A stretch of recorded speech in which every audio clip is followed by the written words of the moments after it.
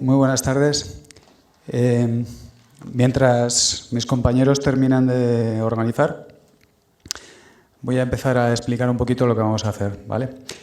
Cambiamos el tercio en términos taurinos y lo primero que tengo que decir es que tenemos un impedimento, que es que nos ha fallado el chelista. El pobre Igor lleva toda la semana, iba a decir, toda la mañana en urgencias y no podemos contar con él, con lo cual hemos estado ahora, mientras no hemos podido ver las actuaciones anteriores, y hemos tenido que organizar un poco lo que íbamos a hacer. Bien, nosotros el título que di a esta charla concierto que íbamos a interpretar, lo que vamos a interpretar, era How Musical is Man, que es el título de un libro que escribió un etnomusicólogo británico, John Blacking, en el que quería significar que todos los seres humanos tenemos potencialmente una gran capacidad musical, a pesar de que la mayoría de la gente se piensa que la música está destinada a unos pocos, ¿no? Es evidente que si estamos hablando de términos virtuosísticos, pues la música está destinada solamente a unas pocas personas, pero todas las personas somos musicales, eso es lo que quería decir Blacking. Además, unos años antes, en los 60, publicó otro trabajo que se titulaba Las canciones de los niños Venda. Era una investigación llevada a cabo en una tribu del sur de África, una tribu bantú, los Venda, y de ese trabajo que hizo John Blacking quisiera significar alguna cosita. En primer lugar, una cosa que frente a un tópico que es muy habitual oírlo, como que el lenguaje de la música es un lenguaje universal, que yo la verdad realmente no sé lo que significa eso. Si quieren ustedes o si queréis en la mesa redonda me podéis preguntar más acerca de esto, pero realmente frente a esa idea se puede decir que no hay universales musicales. Estamos en un festival de arte y ciencia y podemos decir que no hay universales musicales porque hay múltiples maneras de hacer música. Hay múltiples instrumentos hechos de múltiples maneras, de diversas maneras, sonidos distintos, sistemas de afinación diferentes, sistemas de organización de los sonidos distintos, etc. Entonces no hay universales musicales. Lo que sí hay es universales biopsicológicos, universales acústicos, que afectan en la manera de la que todas las personas hacen música en cualquier lugar del mundo. Por ejemplo, que no seamos capaces de discernir una distancia, una altura más pequeña del cuarto de tono, hace que no existan escalas de sonidos con distancias más pequeñas del cuarto de tono. Eso es un ejemplo. O una cuerda vibra de la misma manera, la misma cuerda vibra de la misma forma en cualquier cultura musical. Y luego también del estudio de Blacking me gustaría destacar que hay universales culturales y hay un universal cultural que es el siguiente, que es que desde que el ser humano lo es, tomando la visión antropológica del ser humano como seres bioculturales, desde que el ser humano lo es, ha hecho música. Y esto quiere decir que desde que el ser humano lo es, está ligado a la experiencia estética. Evidentemente no solamente a la experiencia estética del sonido, pero de manera muy significativa a la experiencia estética del sonido. Entonces, esto me parece fundamental. Por eso la idea de Blacking era que para entender la música de una cultura es importante entender el contexto de esa cultura. Por eso él hablaba del análisis cultural de la música. Si queremos entender la música de un pueblo, tenemos que conocer el pueblo. Después, otros etnomusicólogos le han dado la vuelta a esto y han visto que podemos conocer el pueblo, la cultura de un pueblo, a través de la música. Podríamos hablar así de una antropología musical o de una antropología de la música. Bien, nosotros somos una formación que se dedica a hacer revivals de música tradicional. La música tradicional, no sé si se me oye porque estoy notando, ¿se me oye bien? Sí. La música tradicional ha sido definida por los musicólogos y etnomusicólogos como una música de un origen, digamos, ambiguo, desconocido, porque no tiene concepto de autor, como por ejemplo la música de Beethoven, este año que celebramos su aniversario. Es una música, por tanto, anónima, una música que normalmente está arraigada a zonas rurales, por supuesto, arraigada a la mentalidad popular, a la cultura tradicional, y, como digo, sin ese concepto estético de autor tan importante en la música culta. Estas músicas tradicionales empezaron a ser objeto de estudio especial ya en la enciclopedia. En el siglo XVIII, pues autores como Rousseau hablaban de músicas del mundo o de músicas tradicionales, pero sobre todo es en la en la Europa de las nacionalidades, en el siglo XIX, cuando se empieza a mostrar cierto interés académico, científico, por las músicas de tradición oral. Hay que tener en cuenta, por ejemplo, que Navarra, en el último tercio del siglo XIX, tiene ya un mapa político muy parecido al de los años de la transición. Y las músicas tradicionales, en un primer momento, son utilizadas no tanto por su sentido estético, sino por su sentido de fortalecer la identidad colectiva de un pueblo, ¿sí? Quisiera decir con esto que estas músicas han estado muy vinculadas a un territorio. Todas las músicas en general, o todas las músicas en definitiva, están vinculadas a un territorio. Pero también es verdad que las músicas tienen esa capacidad de ser transfronterizas. Eso es evidente hoy en día, en una época multicultural como la que estamos. Pero esto ha ocurrido siempre. O sea, es decir, las músicas son al mismo tiempo territoriales, pero son transfronterizas. Estamos a vueltas con el coronavirus, con los virus.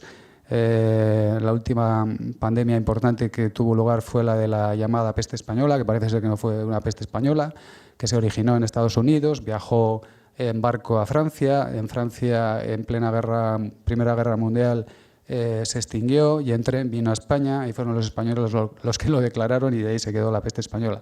Pues yo quiero decir que esa capacidad de ir por todos los sitios la tiene la música, pero no de manera negativa, sino como una especie de antídoto, ¿sí? La música funciona como un antídoto para gestionar las emociones. Piensen ustedes en los esclavos afroamericanos, por ejemplo, cuando cantaban cómo surgió el blues, como un canto de emoción, de intensa emoción por el dramatismo de una situación en la que se encontraban. Bien, Raúl, creo que nos puedes poner la primera imagen, que tiene que ver con una música tradicional. En España, la guerra civil influyó en todo y también influyó en los estudios de música tradicional. Mientras que en el centro de Europa y en Estados Unidos se estaba trabajando sobre todo cuestiones de la ciencia de la etnomusicología, aquí lo que se hicieron es publicar cancioneros. Esto que tenemos aquí es una partitura manuscrita no vemos la firma, pero está firmada por Luis Gil Las Heras, que fue un ilustre de la jota en Navarra y que pertenecía a un trabajo que fue encargado por el recién creado Instituto de Musicología Español en 1940, en la calle Milà i Fontanals, en Barcelona, precisamente donde se encuentran los investigadores musicales del Centro Superior de Investigaciones Científicas en estos momentos, en la actualidad. En aquellos años, el régimen franquista, como ustedes saben, estaba apoyado en dos pilares fundamentales, que era el nacionalcatolicismo y la idea de fortalecer la identidad, la región, porque estaba aislado políticamente del resto del mundo. Entonces se encargaron a diferentes especialistas la recogida de canciones para la publicación de cancioneros, ¿sí? Fíjense que esta organización de este trabajo estaba realizada en las llamadas misiones. Eran misiones. Había misiones Entonces había especialistas en Navarra que recogían canciones de Navarra, como por ejemplo Luis Gil Las Heras o como Aita Donostia, por ejemplo, o otros en Murcia o otros en donde fueran. Y se llaman misiones. ¿Qué pasó? Pasó que se hizo este trabajo de recolección y estas partituras se quedaron ahí, se quedaron un poco en el olvido. Luego vienen los años de apertura, los años 60. El rock empezó a tener más importancia en España. Curiosamente, en los años de apertura, en los años 60, las canciones de rock pasaban por censura, ¿sí? Vinieron los años de la transición, en donde importaban más las canciones de cantautor, ¿sí? Y de aquí a hace 20 años más o menos, la idea patrimonial del patrimonio ha adquirido una gran relevancia y ha habido muchos grupos que se han dedicado a hacer revivals, adaptaciones de partituras tradicionales. Cuando un grupo como nosotros coge una partitura como esta, de alguna manera está haciendo un proceso de adopción, porque esto es una canción sin autor. Lo primero que hace es la adopta. ¿Por qué la adopta? Pues básicamente por dos razones, o por su belleza estética o por su significado contextual. Este sería un poco el resumen para mí.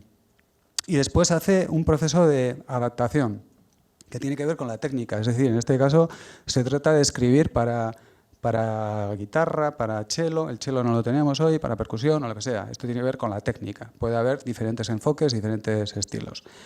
En este caso concreto, pues es una partitura que, desde luego, no es significativa por su idea estética, por su melodía, puesto que solamente tiene dos notas, que son el sol y el fa, ¿sí? Y lo que me llamó la atención es la nota y lo que significaba. El toque de campanas de la catedral de Tudela, que tiene lugar cuando hay tormenta y que antiguamente era cantada a la vez mirando a las Bardenas reales. Entonces, esto es lo que me pareció bonito, y me pareció bonito hacer una melodía, hacer una adaptación técnica con solo dos notas y con este significado contextual. Y esto es lo que hemos hecho, aunque sin el cello.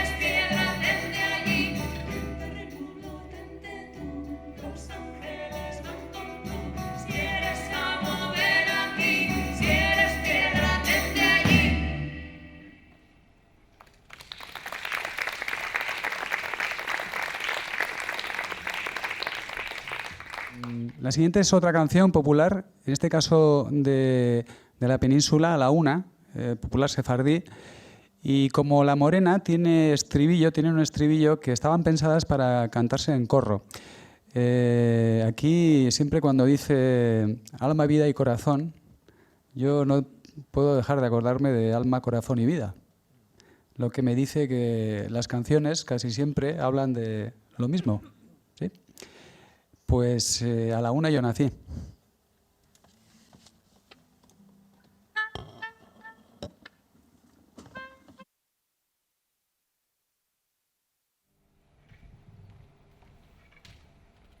A la una yo nací, a las dos me engrandecí.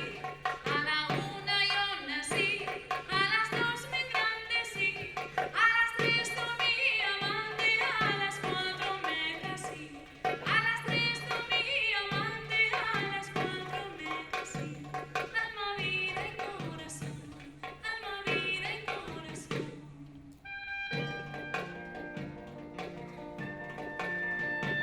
Dime, niña, ¿dónde vienes? Que te quiero conocer.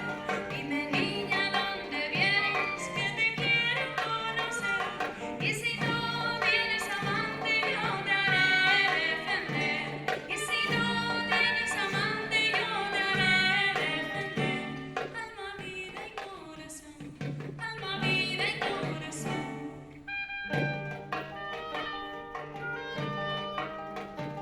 Yéndome para la guerra, dos besos al aire di.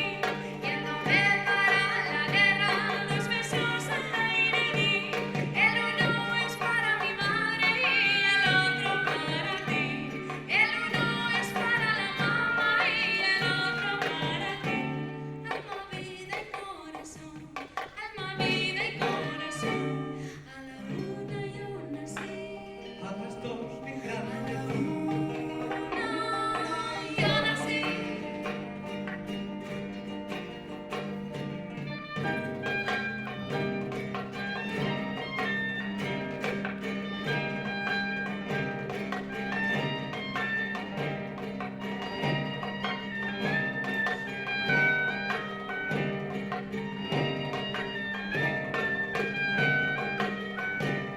Alma, vida y corazón, alma, vida y corazón. A la una yo nací, a las dos me engrandecí. A la una yo nací, a las dos me engrandecí. A las tres tomé amante, a las cuatro me casé. A las tres tomé amante, a las cuatro me casé. Alma, vida y corazón, alma, vida y corazón.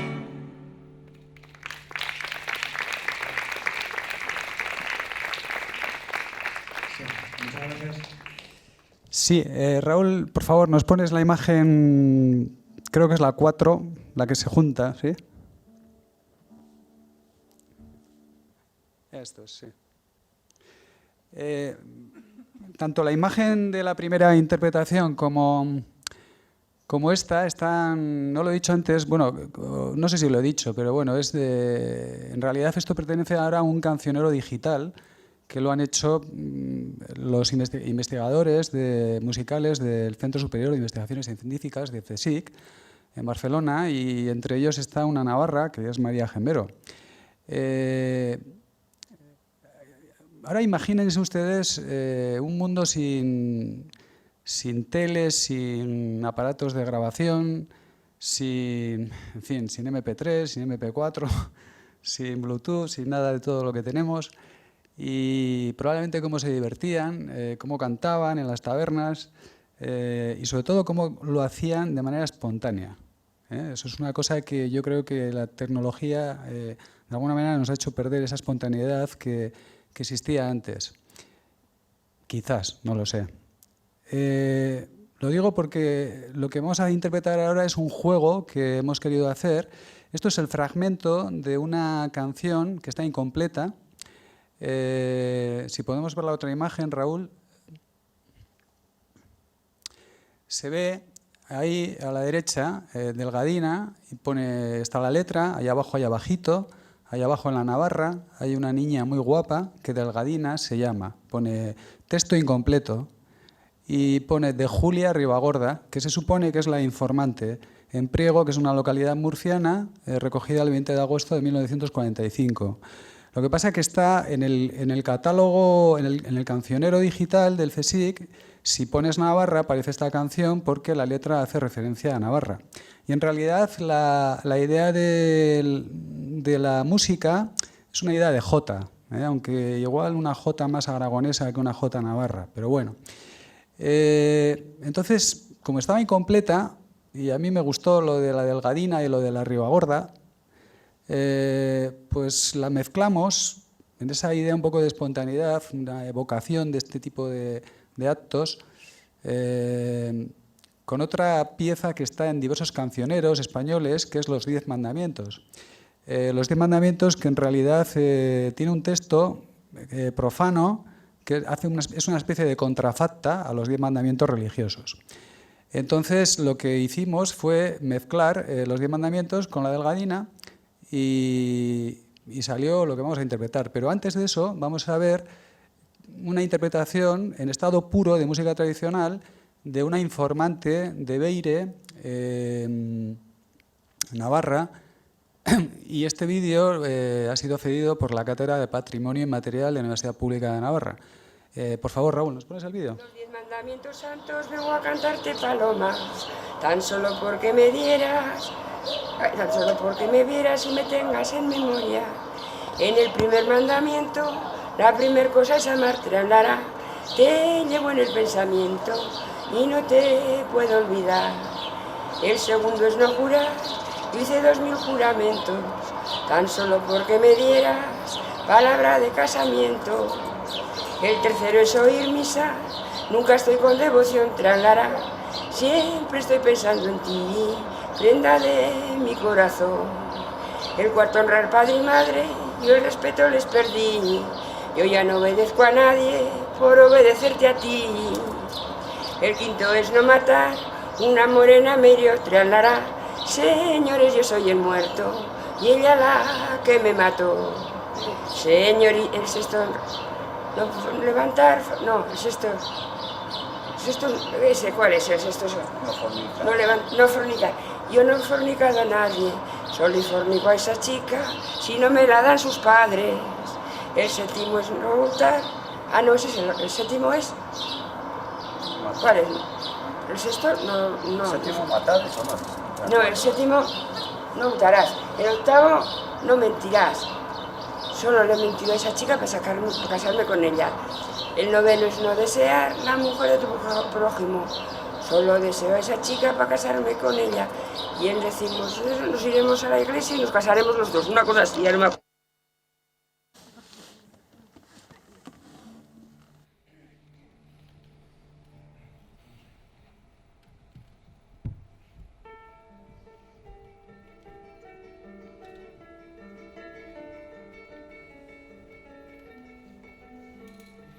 Los 10 mandamientos santos vengo a cantarte paloma, tan solo porque me vieras y me tengas en memoria. En el primer mandamiento, la primera cosa es amarte, Anaray. Te llevo en el pensamiento y no te puedo olvidar.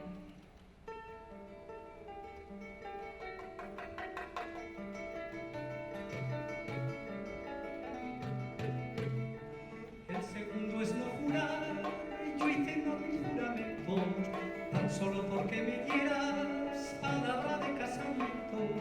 El tercero es oír misa, nunca estoy con devoción, tralaré. Siempre estoy pensando en ti, prenda de mi corazón.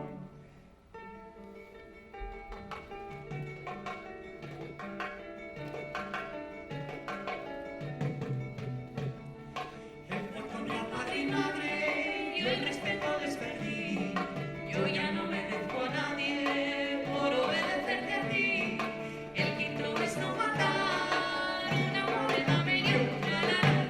Señores, yo soy el muerto y ella la que me mató.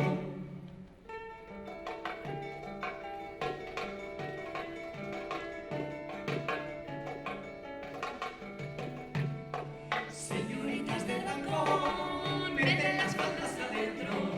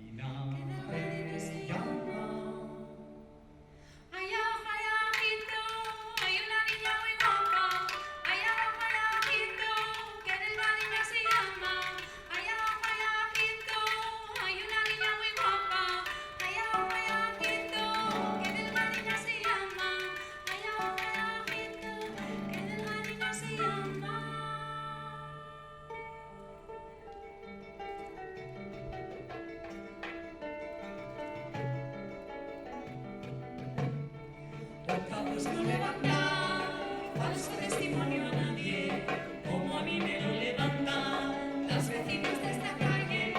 El noveno no desear ninguna mujer ajena, ay, ay, ay, solo deseo a esa niña para casarme con ella. El décimo no codiciar, yo no sigo codiciando, toda mi codicia es un matrimonio santo. Nos iremos a la iglesia y nos casamos los dos. Tralaré, cumplimos los mandamientos que manda la ley de Dios.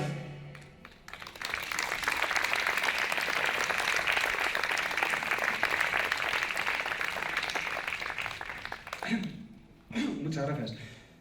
Para terminar, tenía pensado con Igor, porque es la única canción que tiene texto en euskera y él iba a hacer la presentación. Y con este lío no hemos hecho, pues no podemos hacerlo. Entonces, Pello o Nerea, si quieres decir algo en euskera de esta.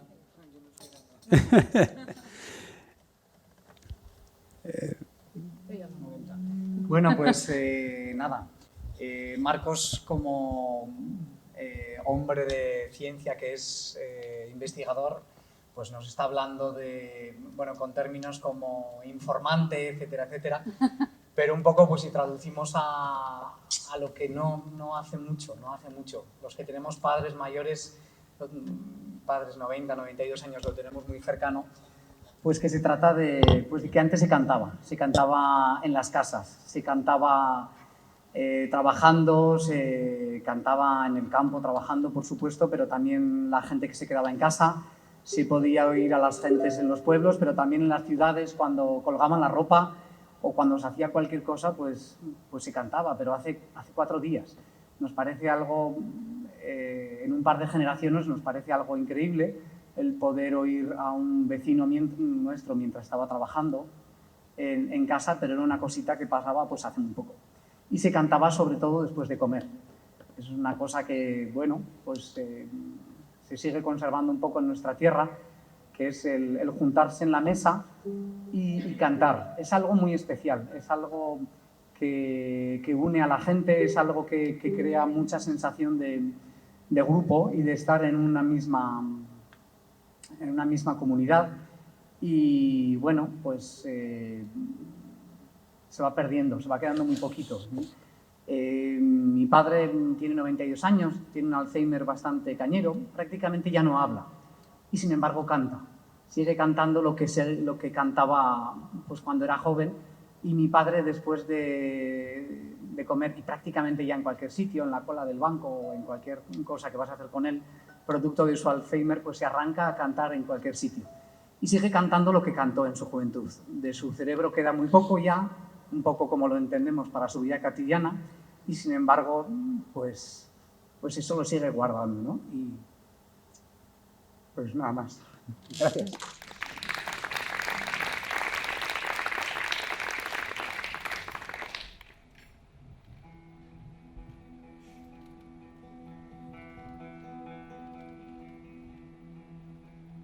Batzeko pikua bakiru txurten ditu, dantzan dabil jenore kankakarin ditu, kankakarinak eta burugarinak, dantzano beto daki hartaz jorran bat.